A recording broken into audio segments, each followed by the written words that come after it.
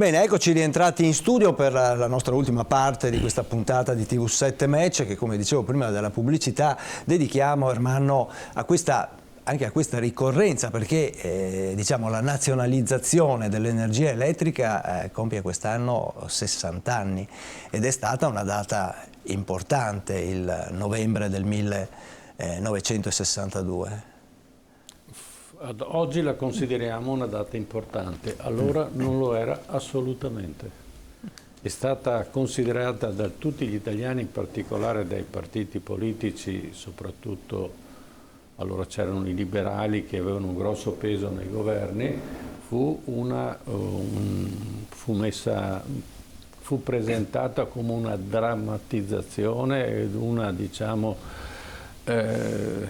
entrata nella guerra fredda dove l'Italia tradiva il patto atlantico e andava verso la Russia. E questa nazionalizzazione era un crimine.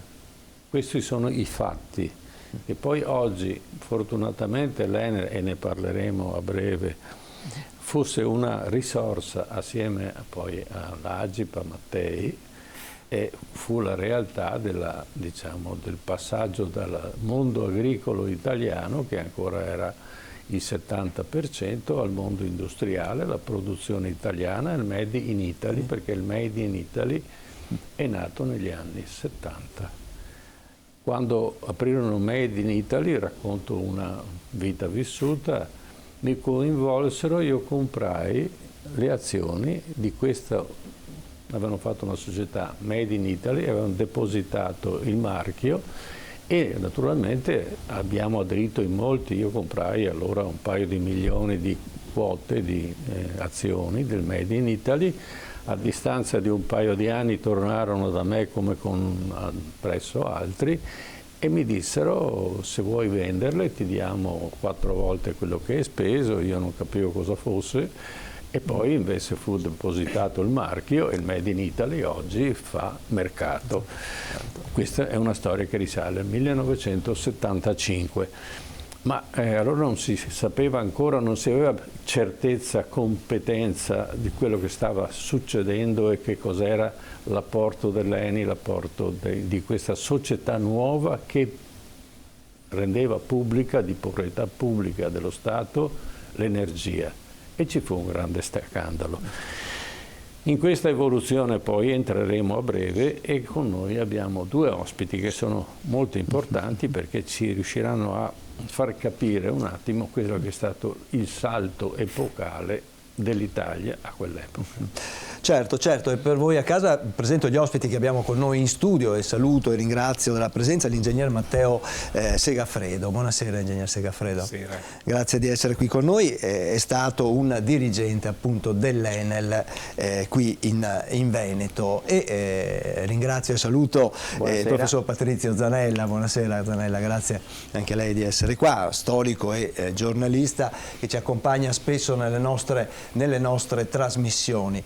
Ermanno, 60 anni sono passati, però diciamo che l'Italia prima della nazionalizzazione aveva vissuto il ventennio fascista, la Grande Depressione e in quella situazione erano nate delle società private che fornivano l'energia elettrica. Ma, questo era abbastanza naturale. La stessa cosa è successa in America, negli Stati Uniti, le società che producono energia sono private, lo stesso vale anche per in molte altre nazioni. L'Italia che aveva sofferto nel ventennio l'assoluta assenza di produzione di energia, al punto tale che il signor Benito aveva venduto i pozzi di Mosul ai francesi per poter fare la guerra in Abissinia perché era senza soldi. Ma poi, siccome ne aveva troppo pochi ancora, chiese alle signore, alle spose, di privarsi della fera matrimoniale per poter fare la guerra in Abissinia. Allora, quello che fece poi Mattei fu cercare di ricomprare quei pozzi, ma i francesi non glieli vendettero più. E allora ci domandiamo, poteva l'Italia svilupparsi se non fosse nato l'ENI e se non fosse nata l'Agip. E in questo senso partiamo col primo contributo, che forse ci aiuta un po' a capire l'epoca e qual è stato lo sforzo del governo, dei primi governi degli anni 60, nel imporre una nazionalizzazione di aziende private. Italia, dal privato alla luce di Stato. Prima della nazionalizzazione dell'energia elettrica e la nascita dell'Enel, in Italia erano milioni i cittadini che vivevano senza avere la luce in casa per accendere una lampadina la sera o ascoltare la radio. L'energia elettrica era fornita da 1270 operatori, tutti privati. Erano soggetti indipendenti e non connessi tra di loro. Ognuno aveva il suo territorio di concessione, di cui era anche monopolista. C'erano in pratica dei mercati locali, dove il proprietario della rete era il signore che decideva il prezzo dell'energia, a chi darla e a chi no. E se non c'era la convenienza, non faceva l'impianto, non portava cioè i cavi della corrente. Nel 1963 in Italia c'erano 2 milioni e mezzo di cittadini ancora non serviti dall'energia elettrica e vivevano principalmente nelle campagne. Le prime centrali elettriche furono centrali termoelettriche a carbone e solo in seguito arriverà lo sfruttamento dei bacini idroelettrici delle Alpi. La produzione idroelettrica raddoppierà durante il primo conflitto mondiale, nella necessità di alimentare l'industria bellica. Nei primi anni 30 in Italia si erano consolidati 6 grandi gruppi privati produttori di energia elettrica: Edison, SIP, Sade, La Centrale, SME e Bastogi, gruppi che gestivano in modo autonomo i loro sistemi di produzione e distribuzione. La politica economica dominante durante il ventennio fascista era stata l'economia di guerra. Si pensava di far crescere il paese con le colonie, ma per fare l'impero ci vorranno le costosissime e inutili guerre di Libia, Etiopia e Somalia, che porteranno Mussolini a chiedere le fedi nuziali delle donne italiane, togliendo alle famiglie quell'oro che rappresentava spesso l'estremo bene rifugio. Era tale la necessità di denaro che si decise di vendere anche i ricchi pozzi petroliferi di Mosul, di cui Agip possedeva il 52% nel 1935. Pozzi capaci di una produzione di 32.000 barili al giorno, che significava l'indipendenza energetica del paese e che avrebbe reso l'Italia un paese esportatore. Ma Mussolini non leggeva le relazioni che arrivavano dall'Iraq, distratto dall'impresa coloniale vecchio stampo che aveva deciso di condurre in Etiopia, e per finanziare quella guerra, agli inizi del 1936, ordinò all'Agip di liquidare tutto per 350.000 sterline. Le colonie alla fine costeranno una enormità, compreso lo sviluppo del paese. Fu dopo il 1945, alla fine della Seconda Guerra Mondiale, che si tornò a mettere in discussione il ruolo dei gruppi di produzione elettrica privati anche per le loro continue richieste di aumenti tariffari. I privati dell'energia elettrica non avevano interesse a sviluppare una rete che sarebbe stata costosissima da realizzare. Collegare paesi isolati e singole case non era vantaggioso, i consumi sarebbero stati troppo bassi.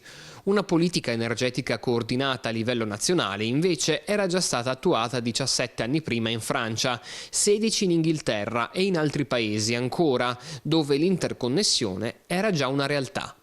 L'Italia invece era in ritardo, con i governi di unità nazionale non interessati a riorganizzare il settore in chiave statale. Sarà così fino al 1962, con i liberali che per tutelare l'iniziativa privata tenevano congelato lo sviluppo del paese a vantaggio di pochi. La mancata nazionalizzazione dell'energia impediva la crescita industriale italiana, mentre l'influenza economica e politica dei gruppi produttori era diventata dominante, grazie ad una maggioranza politica che garantiva la staticità della situazione. Si confrontavano due visioni politiche dello Stato e dell'economia, quella riformista e quella liberista. Da un lato i favorevoli a un intervento dello Stato nell'economia, dall'altro chi riteneva che la libera iniziativa privata non dovesse essere sottoposta a vincoli. Ma in piena guerra fredda parlare di statalismo voleva dire stalinismo, cioè un sistema comunista che andava a cozzare con il fordismo americano che stava spingendo. Per questo l'energia elettrica era fondamentale. In quegli anni era già al lavoro Enrico Mattei, che aveva creato 9 anni prima, dalle ceneri di Agip, l'ENI, Ente Nazionale Idrocarburi. Mattei era un imprenditore che era riuscito, andando contro la geopolitica dell'epoca, a fare accordi con i sovietici per il primo gasdotto dalla Siberia all'Italia. Dovrà arrivare un governo di centrosinistra, il quarto governo Fanfani, fatto da Democrazia Cristiana, Socialdemocratici e Partito Repubblicano, in carica dal febbraio 1962 al 16 maggio 1963, che con l'appoggio esterno del Partito Socialista era riuscito a tenere fuori i liberali per arrivare alla nazionalizzazione. Il 26 giugno 1962 fu presentato il disegno di legge Istituzione dell'Ente per l'Energia Elettrica e trasferimento ad esso delle imprese esercenti le industrie elettriche. Il 27 novembre del 1962 la Camera dei Deputati lo approvò con 333 voti favorevoli e 57 contrari. La nazionalizzazione dell'industria elettrica divenne legge il 6 dicembre 1962 e venne fondato l'Enel, Ente Nazionale per l'Energia Elettrica. Ecco, è un percorso spesso che non si conosce. Ingegnere Segafredo, lei è esperto perché ha vissuto in parte questo periodo, ma soprattutto ha vissuto all'interno di una struttura che vendeva energia. Prego. Non solo vendeva, ma anche produceva l'energia e la trasportava. Allora, vorrei puntualizzare alcune parole di questo bel servizio che avete messo in onda.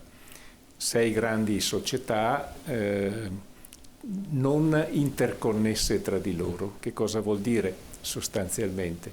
Vuol dire che la rete della SADE, che produceva e distribuiva l'energia in Veneto e anche un po' dell'Emilia, sostanzialmente viveva in una situazione autonoma, non c'era scambio di energia con le altre società.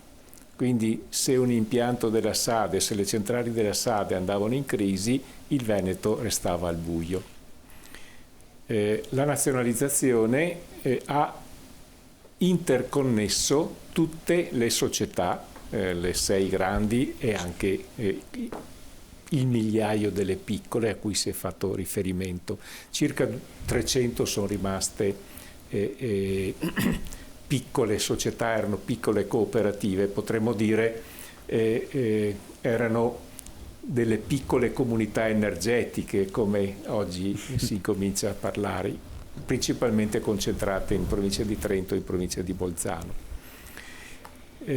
Questo ha fatto sì che il Paese potesse usufruire in situazioni di crisi di soccorsi di energia da altre regioni.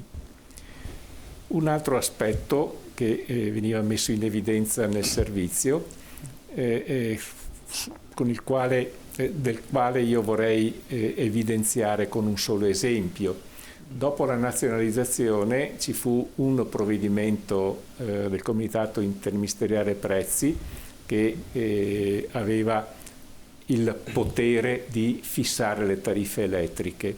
Questo provvedimento 941 è stato in vigore fino, quindi a tariffe inalterate, fino al 72, quando in seguito alla crisi petrolifera conseguente alla guerra del Kippur, ricorderete, fu introdotto un elemento di tariffa che si chiamava sovrapprezzo termico.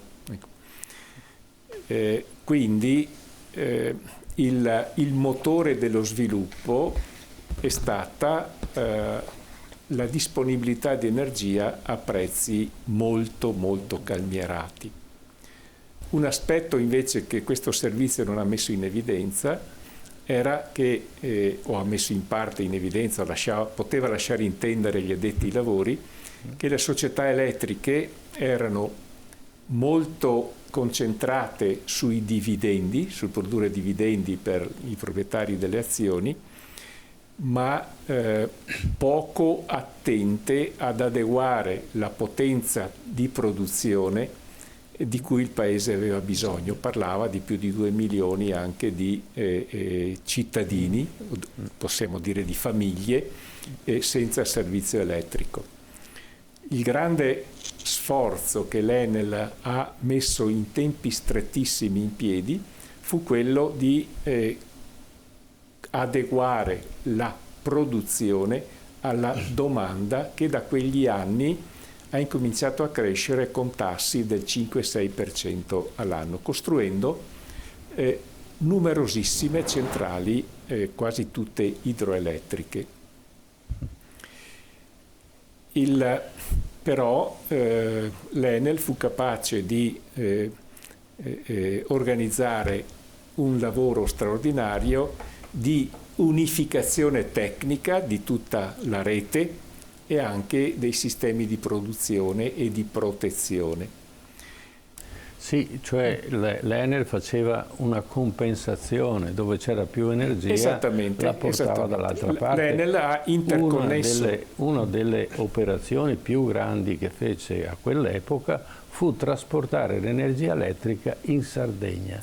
La Sardegna aveva poche risorse. Collegato con un cavo in corrente continua. Esatto, è vero, con un cavo di corrente il continente si collegava con la Sardegna, perché la Sardegna era praticamente un'isola che non aveva fonti aveva un piccolo impianto energetiche. Idroelettrico, certo. E allora promossero la costruzione di 14 dighe che imbrigliassero l'acqua, perché l'energia elettrica all'epoca era maggiormente, diciamo, prodotta attraverso l'acqua, e quindi idroelettrica, e solo che, questo lo posso dare per scienza e conoscenza, ho avuto modo di fare un documentario, queste 14 dighe non furono mai terminate.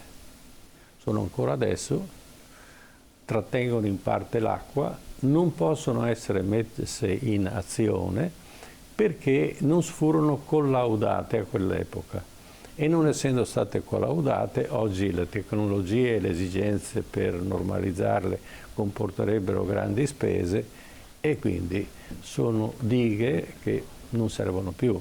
È un po' quello che è successo nel Vajont, no? Il Vajont purtroppo non è stato usato in seguito alla tragedia che tutti ricordiamo. Era stato pensato come un grande sistema di modulazione che metteva in collegamento tutti gli impianti dell'asta del Piave, cioè da Pieve fino al bacino di Santa Croce e poi agli impianti di Vittorio Veneto.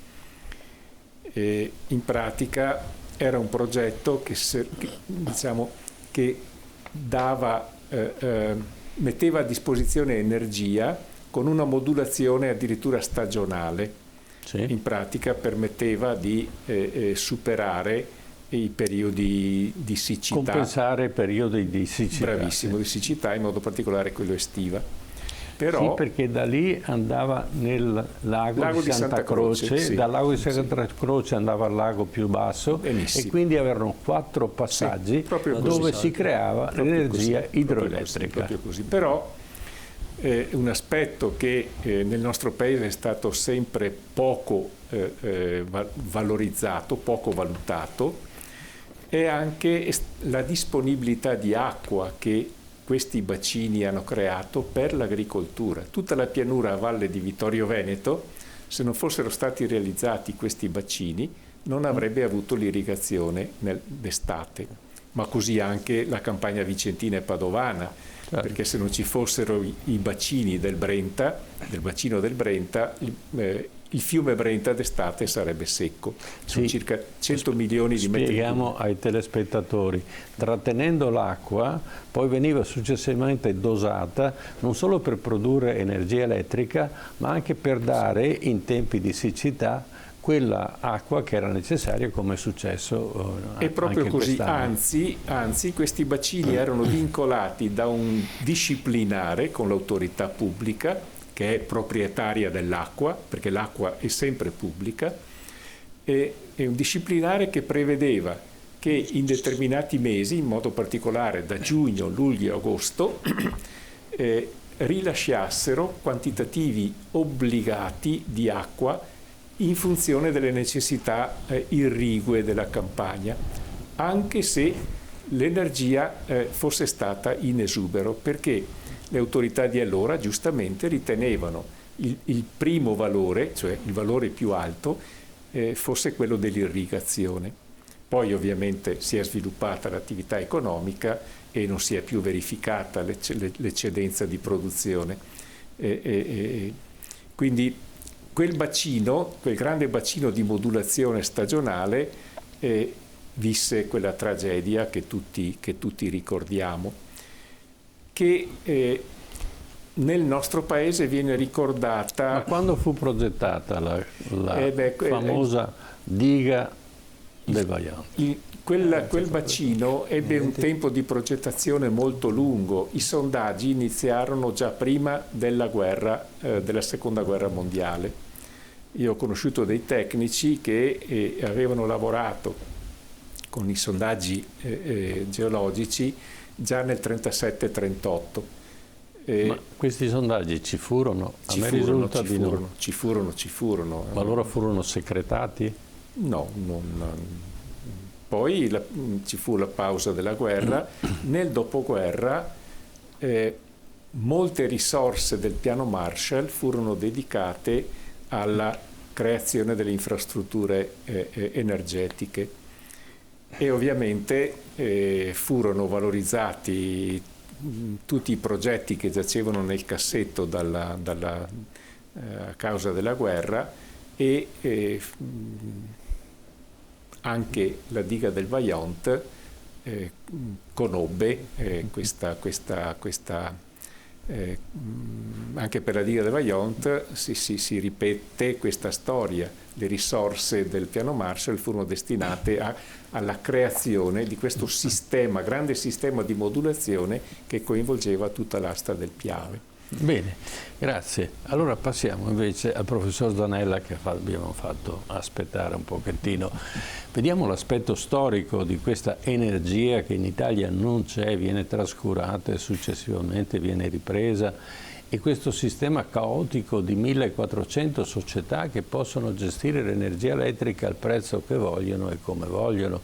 E quale sarà invece storicamente la grande decisione all'epoca Democrazia Cristiana e poi di altri partiti che l'appoggiano per l'evoluzione, per poter dare energia, e sappiamo oggi quanto vale l'energia perché abbiamo delle carenze, e per dare agli italiani quello che era necessario per fare un salto in avanti nella loro gestione non solo della vita ma anche dell'industria.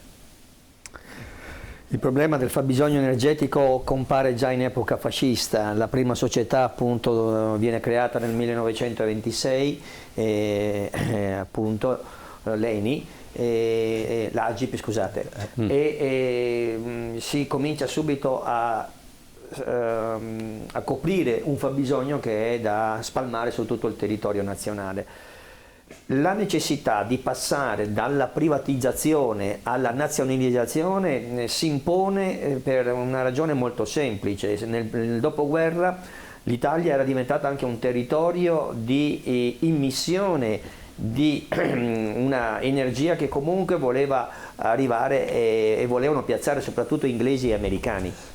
Inglesi e americani su questo volevano un po' con le società che agivano in maniera indiretta, ma comunque volevano gestire tutta questa diciamo, necessità energetica su vari fronti, a livello idrico, a livello nucleare, a livello anche di nuove anche scoperte di prodotti energetici come il metano, gli idrocarburi, nella quale nella ricerca in cui Mattei, sappiamo bene, si era illuso che nella Val Padana, che in alcune regioni scavando fosse possibile trovare soprattutto... Posso interromperla? Non è che si è ingannato, ci ha ingannato Mattei quella volta. Il petrolio non c'era e non c'è tuttora. Chiaramente il petrolio ha messo il petrolio sotto, poi io mi ricordo dei settimana Incon al cinema, faceva vedere questo grande getto di petrolio che usciva, fu quotato in borsa, raccolse un sacco di soldi, poi li investì anche bene, ma era, diciamo, un po' una incentivazione a credere in una società che naturalmente nessuno capiva cosa facesse. Prego. Sì, siamo in una fase in cui i carotaggi sul territorio e anche sui terreni sono ancora a livello sperimentale, e quindi già questa difficoltà di reperire questa prima risorsa fa sì che Mattei si impegni soprattutto per cercare alleanze e contatti con i paesi appunto del Medio Oriente, e guardi subito anche al di là del nostro territorio italiano, per avere chilometri quadrati e poter fare queste indagini. Quello che va ricordato a livello più interno nazionale è che in questa prima fase degli anni anche 50, c'è la convinzione che la maggiore produzione energetica passi attraverso l'acqua, e quindi ecco la SADE che si impegna a gestire una quantità molto elevata anche di bacini idrici per la produzione di energia, e tenta il grande salto con questa famosa diga appunto del Vajont. Le prime ispezioni geologiche risalgono al 1929. Carlo Semenza, che è il primo ingegnere nel 1940 che comincia proprio a fare il progetto, ma già nella primissima fase si può dire che c'è una sottovalutazione o una scarsa conoscenza del territorio in sé. Dobbiamo anche dire che la geologia come disciplina nasce proprio negli anni del primo dopoguerra, non era neanche una disciplina. Adesso i geologi sarebbero stati in grado di dire molto con più precisione che forse era inadeguato, anzi anche senza forse, perché la falda, la conoscenza che era già apparsa nel finire sugli anni 50 e 60, appunto anche da Müller, questo geologo austriaco, che l'aveva già ben chiarito che c'era qualcosa di anomalo.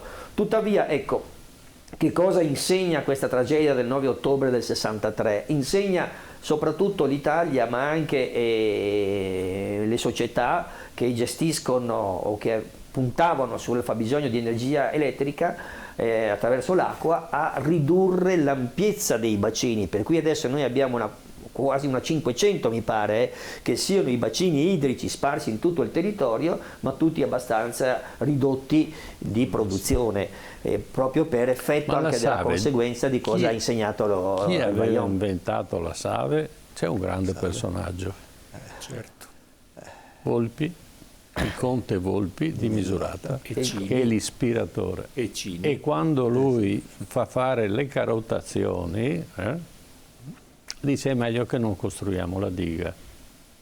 Diciamo che le prime carotazioni vengono fatte da un professore universitario padovano, si chiama professor Dal Piazza, e viene accantonata la diga, però dopo la guerra, perché ci sono i soldi, perché non facciamo la diga?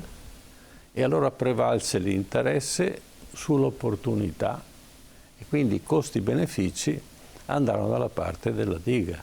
Attenzione, la diga è ancora intatta, quindi qual era il problema? Prego. Il paradosso è quello, qualche storico rivede questa teoria, ma nel momento dalla privatizzazione alla nazionalizzazione, dalla SADE all'Enel, c'è un passaggio critico, che è quello della SADE, che si impegna a tutti i costi di completare i 3 collaudi che erano previsti. Perché? I 3 collaudi consistevano in portare... Ma perché deve fare i collaudi? Il collaudo va fatto dimostrando l'efficienza, l'efficacia, la solidità dell'impianto che hanno appena inaugurato, che hanno appena costruito. No. E e anche per far salire la quotazione della diga stessa come produzione di energia elettrica. La SAVE che deve vendere a prezzi folli perché lo Stato compra, diciamo, al doppio il valore delle società, in qualche caso al triplo o al quadruplo. La SAVE ha un impianto che sa perfettamente che non funzionerà e l'ha fermo, perché gli hanno detto tutti: se voi lo riempite di acqua è un disastro.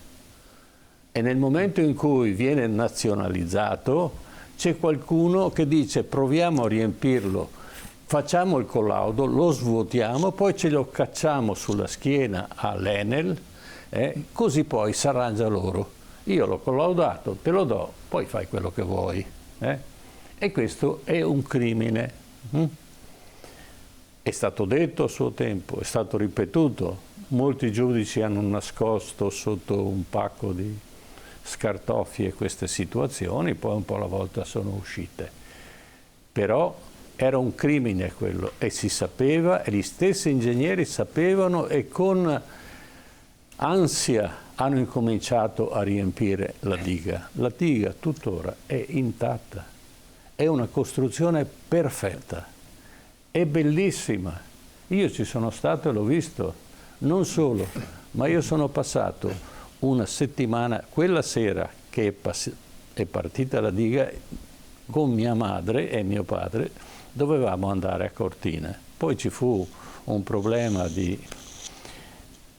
e andammo una settimana dopo e vi dico che non c'erano più strade, che i pompieri con gli scavatori avevano creato dei percorsi per le auto, perché chiaramente era tagliato fuori il territorio, e i binari del treno sembravano delle molle, erano attorcigliati così. I morti si trovavano sotto le pietre e la maggior parte non fu mai trovata di tutti gli abitanti che questa inondazione. E non fu non cedette la diga, ma fu uno scavalcamento dell'acqua. E addirittura si presume che l'acqua scendendo dal canalone, perché un canalone poi finisce dentro il fiume, raggiungesse quasi la velocità del suono. E una parte dei danni lo creò solo lo spostamento d'aria. Furono scoperchiate case, ma non dall'acqua, addirittura dal vento che veniva fuori dal canalone e che ha distrutto il paese che era di fronte. Io ho conosciuto a quell'epoca a Belluno c'era una signora che era priva di un occhio e non sapeva quando o come l'aveva perso, perché si era svegliata di notte, era senza un occhio, evidentemente qualcosa l'aveva colpita, ma lei manco sapeva come e perché. Questo è il dramma di una società che gli interessi prevalgono sulla salute delle persone e questo naturalmente bisogna dirlo. Bisogna dirlo perché ancora adesso è superiore l'interesse di alcuni rispetto invece alle necessità di tutti gli altri. Ci fermiamo un attimo in pubblicità e poi le passo la parola di nuovo.